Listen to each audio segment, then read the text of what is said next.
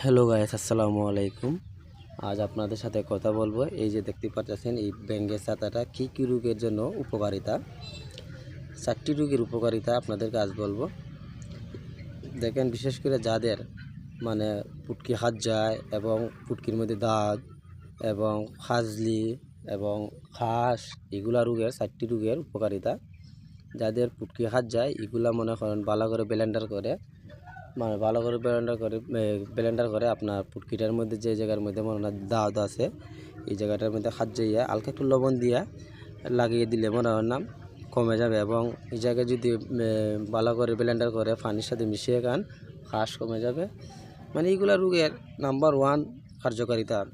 হয়তো আপনারা বিশ্বাস করতে পারবেন না, এগুলা যার জির বাড়ির চারিদিকে থাকে এগুলা নাম্বার 1 ওষুধ। তাই যারা যারা খাজলি এবং দাঁত খাদ্যানি আছে, যে আমার চুলকানি উঠে, এই সময় ব্লেন্ডার করে আপনাদের পুটকির মধ্যে লাগিয়ে দিবেন, তাহলে মনে হয় অবশ্যই কমে যাবে। 100-র মধ্যে 100% গ্যারান্টি আমি দিলাম। আর যদি না কমে আমাকে অবশ্যই বলবেন।